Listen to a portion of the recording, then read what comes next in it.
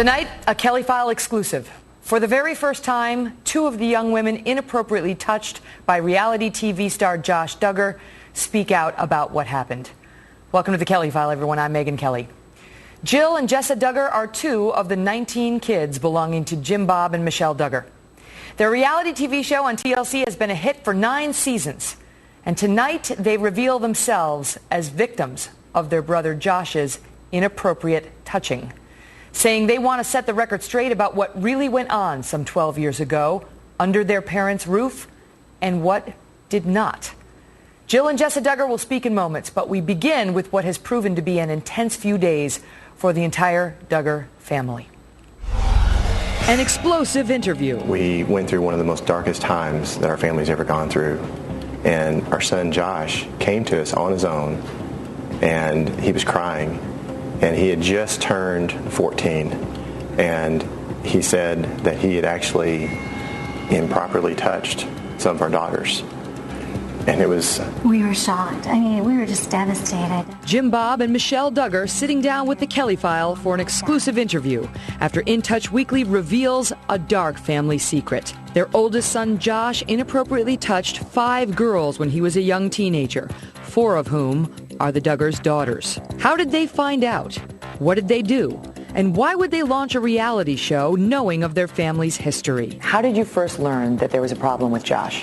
He was the one that came and shared on his own. I think as parents, we felt, oh, we're failures. You know, here we tried to raise our kids to do what's right, to know what's right. Some people have said, why did they wait?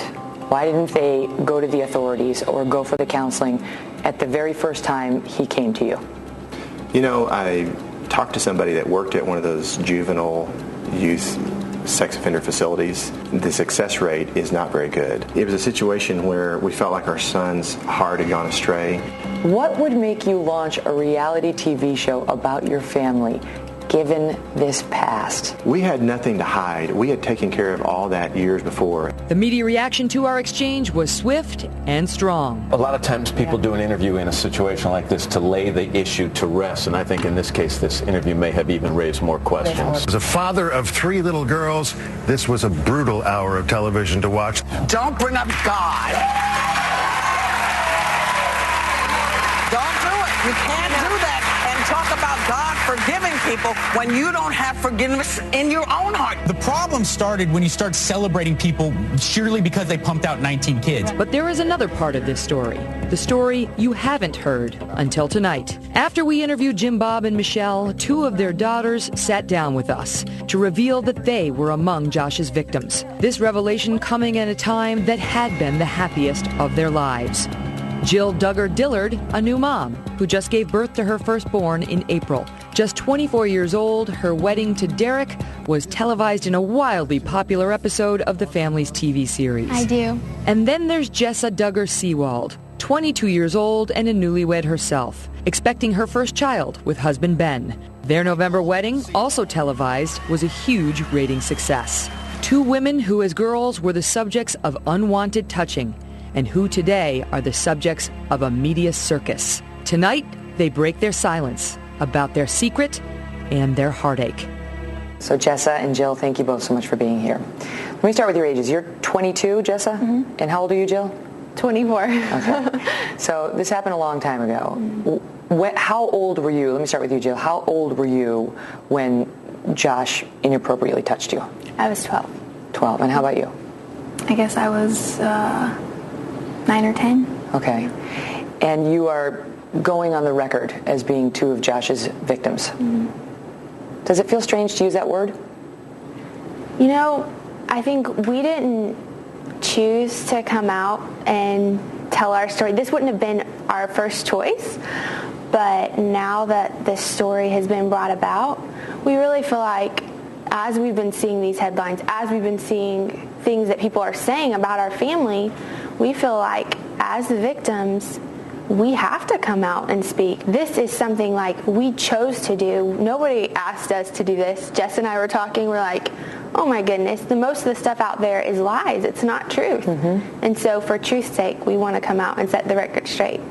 But sitting here today was when I said, victims, you you furrowed your brow a little. I mean, do you feel like the victim of a molestation? Well, I think in the case of what Josh did, it was very wrong. I'm not going to justify anything that he did or say it was okay. It's not permissible. But I do want to speak up in his defense against people who are calling him a child molester or a pedophile or a rapist, some people are saying. I'm like, that is so overboard and a lie, really. I mean, people will get mad at me for saying that, but I'm like, I can say this, I was one of the victims, so I can speak out and I can say this and set the record straight here. Like in Josh's case, he was a young boy in puberty and a little too curious about girls, and that got him into some trouble, and he made some bad choices, but really the extent of it was mild inappropriate touching on fully clothed victims. Most of it while girls were sleeping. We didn't even know about it until he went and confessed it to my parents, and they shared it with us. No. None of the victims were aware of what happened until Joshua confessed, and then it wasn't like we were keeping a secret, afraid or something. It was we didn't know until Josh explained to my parents what his thought process was, what everything was. Well, how did you learn about it? I mean, did your parents sit you down at a meeting, or what happened? My parents took us aside individually, and they said, "Here's what's happened." And at that point, of course, you're like, "Oh, you're shocked," So your parents were the ones to tell you, yeah, my parents. You were molested, or yeah. And you too? Yeah. At the same time or separately? No, individually. They talked. Let me start with you. What was your reaction to that? Well, I was like shocked, to kind of like, okay, this is strange. Like, you had no memory of it? I didn't know. I didn't understand, okay, this is what's happened until my parents told me. And so I think at that point it was just kind of like it's like you never think like this will happen to me or something. And in our case, it's very mild compared to what happens to some I know young so many women. girls go through things that are way worse. So for me, even when my parents came and sat down and told me this, I was like, really? Like, I'm sad, I'm shocked. At the same time, like Jessa was saying, I was shocked. I'm like, okay, and I'm sad because this is my older brother who I love a lot, and so it's like, they're conflicting there. Did you feel angry? I did. I was angry at first. I was like, how could this happen? And then, my parents explained to us what happened, and then Josh came and asked each of us individually, I know, but he asked me to forgive him. And I had to make that choice to forgive him, and it wasn't something that somebody forced, like, oh, you need to do this, it's like, you have to make that decision for yourself. So let's go back in time, because we're ahead of ourselves a little bit. You're 12, you're 10, around there, and your parents sit you down individually and tell you that this happened. Do you remember whether that was 2002 or 2003? Don't remember. Okay. Little girls at this point. That's fine. So you have the family meeting. Did Josh go away right after that? He did pretty soon after. I know at the time I was young, so it kind of seems like everything was a whirlwind or whatever. Was there time that you were in the house with Josh knowing this prior to him going away? Not really. I think that whenever it was brought to my attention, it wasn't very long after that Josh would away. Do you remember a dynamic of being in the house thinking, we were sad. There's my brother, I know this information now, what am I supposed to do with this? We were sad whenever he was sent away, because it's your brother. He's like, you're all still kids, but at the same time, it was burned in our memory. Josh made some very bad decisions, and he's going to suffer the consequences of those decisions. It's not something. Do you get the chance to? Maybe you weren't feeling. I mean, you said you were feeling angry, but do you get the chance to express that anger to him? Did you fight? No. I think for us, our situation is so different than most girls in that he's very subtle in the way. Like, he knew in his mind my actions are wrong and I have bad intentions, but he was very sly. Like, the girls didn't catch on, It was like, okay, if he catches a girl sleeping, you know, like a quick feel or whatever. Or like, you know, if you're just not really aware, you know, in the situations that happened when the girls were awake, it was like they weren't aware of what was happening. It was very subtle. And so I think that for us, it's like, okay, we realize this is serious, but at the same time, it wasn't like a horror story or like this terrible thing where we're like, oh my goodness, we're like, that's one of the headline covers, House of Horrors. Yeah, it's ridiculous. That is not how you view it. No, and I think my parents, they acted, and I can see looking back as an adult now, they handled the situation very well. Yes. They set up safety guards in our house, and they acted, you know, they sent Josh away, they had him get help. When he came back, he was a totally different person, like totally different. How did that manifest itself? How did you see that?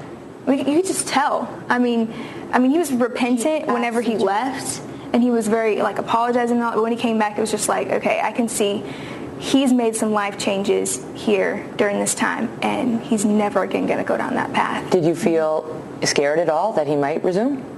You know, when this happened, when my dad and mom sat down with us and shared with us what happened, and Josh asked us to forgive him, we had to make that choice that I think everyone has to make. And my dad explained to us, he said, you know, there's a difference between forgiveness and trust. That's not the same thing. You know, you forgive someone and then you have boundaries. Forgiveness with boundaries. And so trust comes later. You know, Josh destroyed that trust at the beginning. And so he had to rebuild that. And so I think when he came back, that was his point of, okay, you know, when he asked us to forgive him, that was the point of rebuilding. And so from there, what were the safeguards that were put into place just to make sure? Well, not, I was going to say, not, you know, being alone. My parents said, okay, we're not going to do this hide and seek thing where two people go off and hide together, and not babysitting the girls. Or you know, just at night in your room. Yeah, locked. Locks on the doors. You know, everybody's in bed. Girls in the girls' room, boys in the boys' room. And so, yeah, they just and as a mother now, I look back and I think, you know, my parents did such an amazing job for me. Even when we went through the DHS investigation, they complimented my parents on what an amazing job they did through that process. And so I think not only taking the legal actions that they did and then going the extra mile, and yet I see as a mom, I hope that I can set up the same safeguards in my family that they did, and, you know, reaching the heart of their children, and not only trying to take care of Josh, but us girls. For the record, did you ever have any trouble with any other family members? No. This is just about Josh. Yeah. No. And just about the period prior to counseling. And my parents did talk with us, you know, when all this came up, they sat down with all of us kids, every age, you know, sat down and just said, if anyone ever touches you inappropriately, come and tell mom and dad, you know, you have a voice. Did you start to think of yourself after they told you as a victim? I mean, is there a moment where the light goes off that, wow, I am the victim of molestation? I don't believe so. I don't think it was like... No, well, I think in our situation, like I said, like we weren't aware that was going on. So you know, because when you talk to child molestation victims, they often talk about feeling shame, things like that. Well, did you go through any of that given the circumstances here? I think definitely when we were doing the DHS investigation and they're, you know, asking you to tell your story, that's probably, I mean, it's one thing to talk to mom and dad and say, wow, okay, this happened, you know, but it's another thing when a complete stranger is like, tell me your story here. And so our parents told us, they said, you know, we all went down there, they took us down there and they said, we're going to share what happened here. And they told us, our parents told us, you know, be completely open and honest. They're here to help you, you know. Share what happened. And you met with the investigators and you told them your story. Yeah, complete strangers to us, you know. We did, you know, we told them we were honest. Here's what happened. And we told them the complete story. And my parents said, you know, this is not something that people are going to blab around. You know, this is something you can tell them, you can trust them. Tell them your story. Just like you talk to mom and dad, you know, it's a safe place to talk. And so... And yet, unfortunately not. Up next, Jill and Jessa discuss what happened when they were questioned by the authorities, plus the moment that brought Jill to tears. We were pretty furious. I called we my were husband not happy. and I was in tears. I couldn't believe what was going on.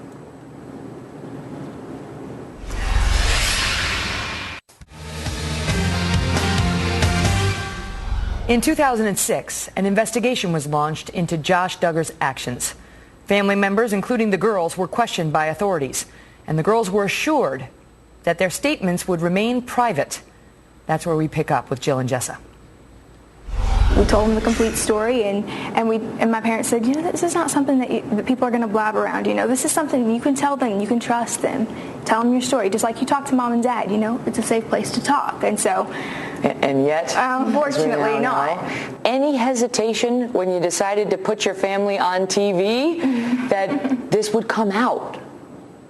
No, well, I think whenever we started the TV show, the reality show was, 5 years or something after all of this, we had dealt with it. As a family, we had moved on. So you weren't laboring under a fear that we're targets now. We're on TV, we're outspoken. And I think all the people in our lives, like our close friends and the people, the officials that had helped us, walked alongside our family during this time and walked us through some of our hardest days, they knew about this. It wasn't like it was a complete secret and it was just our family. Like, people knew. They had walked us through this journey, and we felt like, okay, this is a done deal, different, it's like the people during that time knew what was going on. But we didn't feel like there was any need to share private information with people who weren't a part of the problem or the solution. We had dealt with that when the investigation with our family was closed. After all those months, they said, your parents have done an amazing job. They were praising my parents, and they said, we found your home is a safe place for children. What about, some of the family's critics would argue, well, you put your neck out there because not only did you go on TV, but you advocated strong Christian values. And now critics are saying you've essentially waived your right to do that. Not you, the victims necessarily, but the family shouldn't have been out there doing that since they knew what had happened. Is that fair? Well, I think that, some people, I've heard them saying, you're hypocrites. Well, if you go back and look at everything that people have seen on our lot in television, we've never claimed to be a perfect family. My parents have always actually stated, we are not a perfect family. We are just a family. We have challenges and struggles just like anybody else. Lots of kids that have 20 times more, people in our family. So How about Josh, though? He's been out there, with the Family Research Council, talking about family values and suggesting that certain lifestyles are not appropriate, in particular the gay and lesbian lifestyle. I mean, it's right to say, here's what I believe, here's my values. Even if you've made stupid mistakes or failures, if you've had failures in your past, it doesn't mean you can't be changed. And I think that's where, I think the real issue is people are making this sound like it happened yesterday. And that it's ongoing. And that it was very, very severe. It happened 12 years ago, when he was a child himself. And so I think seeing the change in his life, we've witnessed it. We know. We're the people that live with him. It's like, and Jessa made a good point too. As we were talking, she said, I think the hard part is that our viewers feel like they're in our home every Tuesday night. They feel like they know our family, but when we're out and about and people are coming up to us and saying, hey Josie or hey Jackson, and we're going, hi, we're really friendly and everything, but we don't know for the first time. We don't. It's like we don't have that personal. And so, people expecting to know every detail of our lives when this happens long ago, before the TV show came about. So we're not going to say, hi, nice to meet you. Here's everything that's ever gone on. Of course.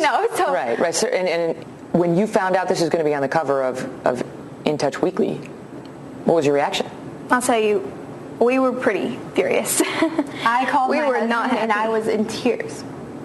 I couldn't believe what was going on. I called it.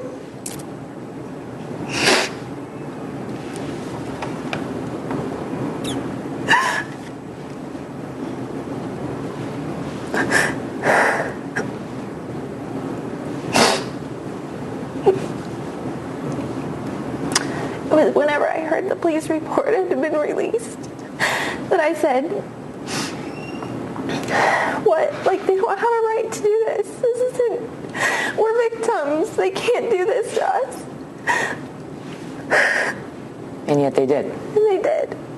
system that was set up to protect kids, both those who make stupid mistakes or have problems like this in their life and the ones that are affected by those choices, it's greatly failed. And for us, is like, go to the store and there's your picture on the or magazine or whatever, and you're like, well, and like they're like, you know, whatever choices, whatever things they might say, you know, legally we can do this or we can do that.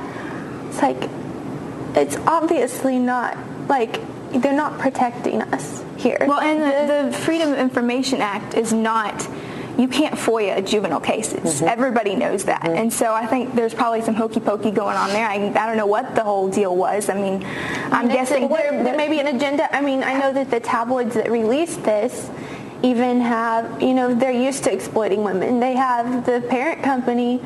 Yeah, well, Bauer, that, like, they're a major porn provider. And so I don't know if they're just, maybe their mindset, they're just used to making objects out of women, and maybe we just didn't seem any different. But Jill, when we see the tears, what was it? I mean, what was it about the disclosure that was so painful?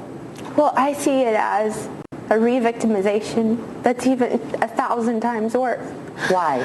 Because this is something that was already dealt with. We've already forgiven Josh. We've already moved on. Is it humiliating, or what is the emotion that you're feeling? Well, it's not the truth, first of all. Everything was distorted. And so we feel like our story was not being told. And we felt like it shouldn't have been told. The victims are the only ones who can speak for themselves. And so now that it's already been warped and told however they want to portray it, then we felt like that's why Jess and I wanted to come out and just say, like, that's not what happened. We've dealt with this. We've taken care of it. Do you feel like you're speaking on behalf of your other sisters too, your younger sisters? We can't speak for the other ones, but I feel like as far as I can speak for the others, and as far as saying that everybody's angry that this has been publicized. How about when it comes to forgiving Josh? Oh, everybody's forgiven. We all forgiven, and we've all moved on. That was long ago, and back the babysitter. Back then. Her too? Do what? The babysitter as well? Definitely. Your parents suggest they're looking into legal action against the parties involved. Would you like to see that? Up next, the women answer that question. They discuss the counseling they received, and they'll tell us what's next for the Duggar family.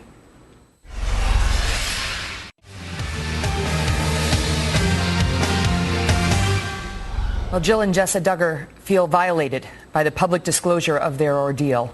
But do they feel someone should be punished? Watch. Your parents suggest they're looking into legal action against the parties involved. Would you like to see that? We'll see. I can say that what was done was very wrong. I mean, the terrible thing about being a victim is that you're helpless in the moment over the actions of others. And then I feel like in this situation, we're again helpless as to the people handing over this report, and then the tabloids taking that and printing that and sensationalizing it and really using it for their own profit. We've seen so many in this country stand up on behalf of child victims. We've seen very little of that with respect to your case and your privacy rights and the violation of those promises that your record and your testimonial would be sealed. Do you think it has something to do with who you are, who the Duggars are, what your family stands for? I definitely feel like people that already don't really like our family would be the ones to really spread this around and maliciously do so, slanderously do so. Definitely, they didn't have the victims in mind. People that are like, I feel for the girls. I'm like, no, you really don't, because if you did, you would respect our wish for things to remain private. And that's just, I mean, that's been a violation of trust. And I feel for the other families out there. I mean, statistics say 2/3 of families deal with something like that, and that's only the families who are reporting it. And I feel for the other victims out there and other families whose maybe the parents may take a pause before they do something to report or to take care of what's going on. And maybe, these other victims will continue to live just not even having their situations dealt with. Some have referred back to the charges, or the incident initially, and said, well, the only reason charges weren't brought is that the statute of limitations had run by the time the police finally looked into this. Would you ever have supported a prosecution against Josh? I think by the time that all of that was done, the report was made and everything, it was very obvious to everyone, us and our family, friends, officials, that Josh was a completely changed person. He had not gone down that path for years. He was humble before God, before us, before the officials that were involved. I mean, we all went through professional counseling, but Josh did too, and I mean, he had to pay for his own. Did you have to work that out? I mean, what were you working out there? You know, what do you do in counseling? You talk about what happened. You talk about the actions that have been taken. You know, we really wanted to make sure that everything in our hearts that was dealt with. Was it cathartic for you? Did you solve some things in there? It was really good, and I'm really grateful that my parents encouraged us to go through that, to get that licensed counseling and all that. I think it was really helpful for us to just kind of close that chapter, move past it. You know, it really was. Do you remember? Well, for you, looking back, with the exclusion of the disclosure of it today, you know, in the recent weeks, what was the most difficult part of it for you? You said with the exclusion of today? Yeah. I don't think we can exclude today. I mean, definitely it was difficult whenever all of this came up, you know, the shock of, oh, this has happened, and then talking about it with the family and counseling. I mean, every step was just kind of like difficult to walk through. But I would definitely say that these past 2 weeks have been 1,000 times worse for us. Do you care about the TLC show? Do you want to see it continue?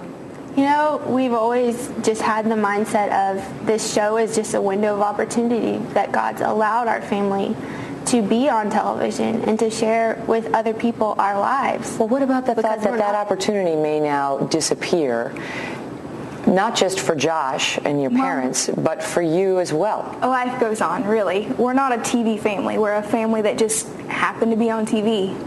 And so, I mean, we do love our film crew, I will say that. We love our You're going to miss the crew. We have the best film crew. They're like family to us. And so we'll see. You know, we'll see what life brings. And so we don't know at this point. This is it, right? There's not like another big Duggar family secret that is going to come out. No. Okay, so you feel like if you can weather this storm with TLC. You know, we've been through a lot together, I think. And I think our viewers have seen that, even just the journeys that our family has taken. It's not always been easy on television. They've seen that, and yet we've still allowed the filming to take place and just allowed people to see our struggles, see things that we've gone through, from my little sister Josie being born premature, and then Jubilee, funerals and stuff. And so I think this is another struggle that we're going through right now, another hard time. But I think it's bringing our family even closer together. Definitely. And we'll make it through this too. We were saying that. We were all sitting around like when all this came out, and I was just like, guys, the people out there, they might be stirring things up, but hey, look on the bright side. At least none of us are feuding. At least we're all in harmony as a family, and we all love each other like crazy. Thank you so much for speaking with us, telling your stories. Thank you for having us. Remarkable. Well, the Duggar girls talked repeatedly tonight about the media and how they felt victimized not once but twice. Howard Kurtz is next on that. What was it about the disclosure that was so painful? Well, I see it as a re-victimization that's even 1,000 times worse.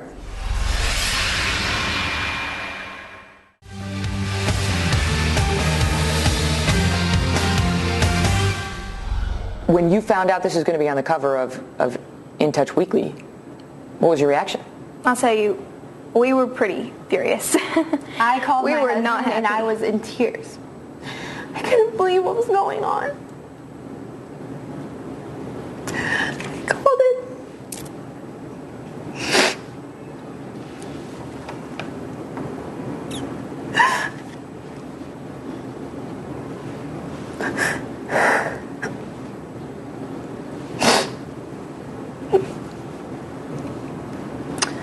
Whenever I heard the police report had been released, that I said,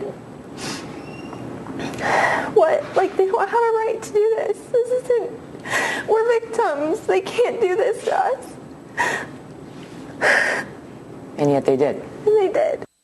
Jill Duggar Dillard tearfully explaining how the decision of In Touch magazine to release the police report that all but identified her as a sexual abuse victim made her feel victimized all over again. Howard Kurtz is the host of Fox News Media Buzz right here on FNC. And what was extraordinary in that moment, Howie, was as the silence dawned on the room and the tears flowed, you could hear Jill's infant son, 2 months old, crying in the room above us. The son crying as his mother suffered below, recalling the pain of the past 2 weeks. And her sister sitting next to her is pregnant, expecting her first baby too. These are vibrant, beautiful young women who are supposed to be in the prime of their lives. And you tell me what if any, ethical obligations In Touch magazine had to think of them before they put that story in their magazine, basically identifying them as sex abuse victims. Watching Jill and Jessa bravely struggle through that interview, through the tears, watching them say that they felt victimized 1,000 times worse by a tabloid than the original unwanted touching just breaks your heart. And so put aside the legalities, and I have to ask the moral question. Why is it okay for In Touch Weekly and then every other media outlet on the planet to violate an ironclad rule of journalism and essentially identify these young women? They did, because they revealed that it was the sisters.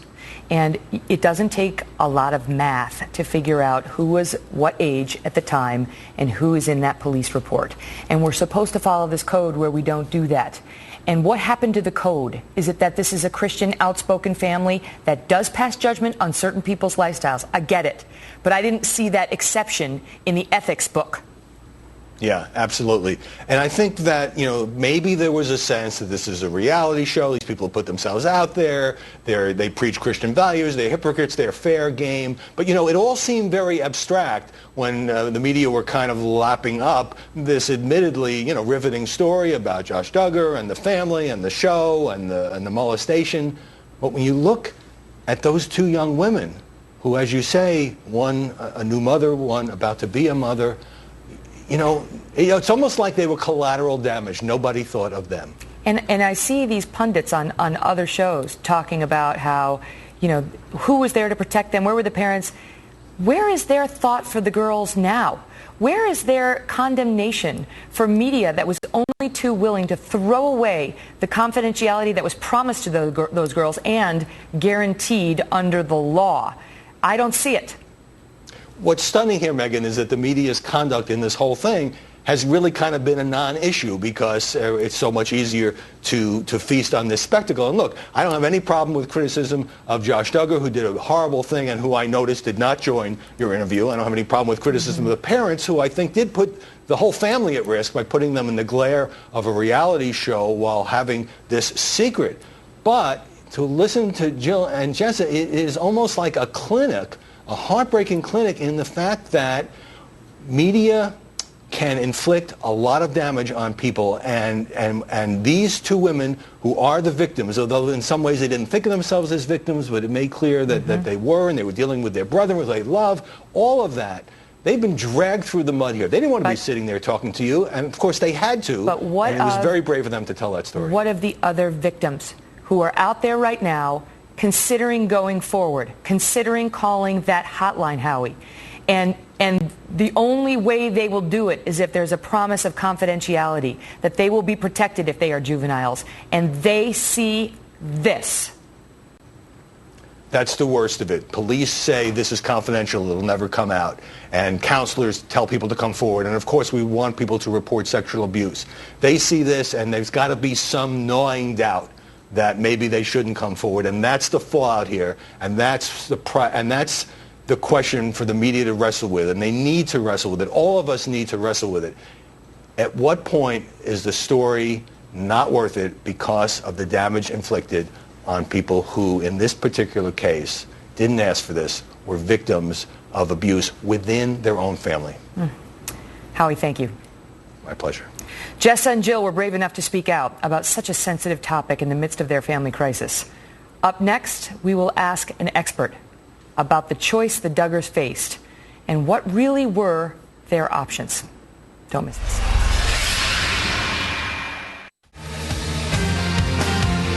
Sitting here today was when I said, victims, you furrowed your brow a little. I mean, do you feel like the victim of a molestation?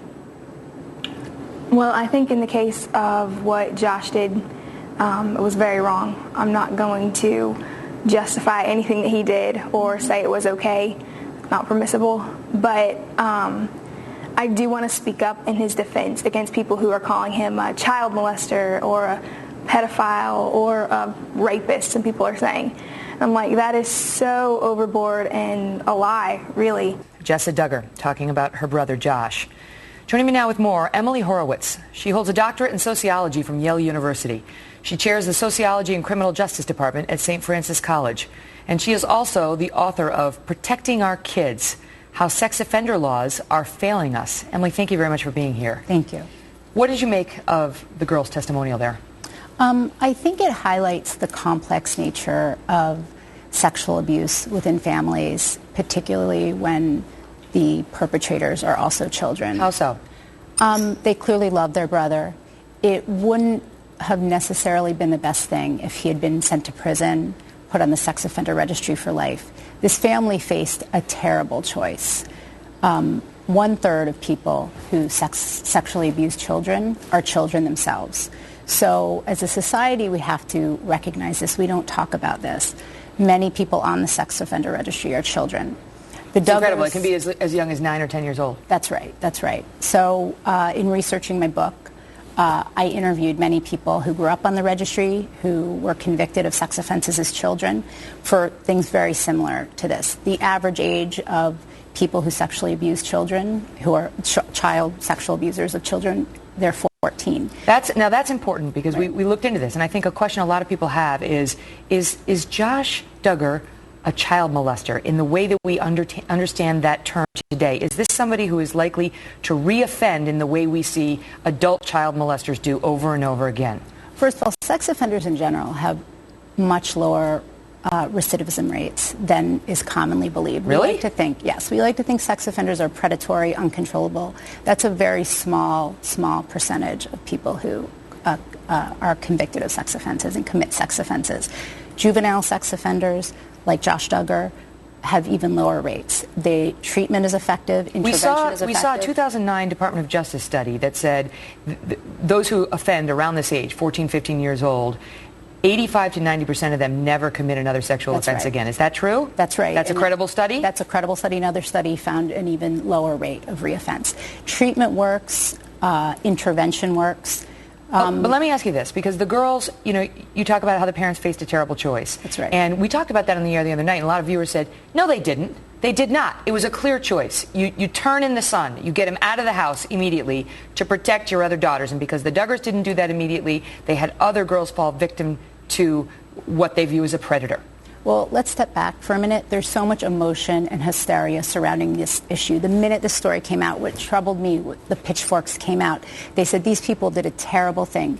Can you imagine having one child who's sexually accused of sexually abusing your other children? It's a terrible dilemma. They love their son, they love their daughters, they want to help, they want to protect everyone. If you go to the police, you will be taken out of the home. You will be put in jail. Another case that's immediately, very similar. Like you involve the cops. That's right. You involve the police. Although that didn't happen here. They went to a state trooper and it didn't happen initially. That's right. This was unusual. Do you have any concern, as somebody who's in this line of work, of what message the outing of this, the backlash against the family is sending to other child abuse victims, sexual abuse victims? I think families are going to be even more hesitant to get help. Thank you for being here. Thank you so much. Coming up, some final thoughts before we go. The judge in the Duggars juvenile case says this police report should never have been disclosed. The city attorney maintains it was lawful. If the law says it's okay to out child sex abuse victims in this way, the law needs to be changed. This case may shine a light on how we can better protect young victims in their homes and in the media. If you are someone in need of help, please find the courage to come forward. Call 1-800-4 for a child. I'm Megyn Kelly. Thank you for watching.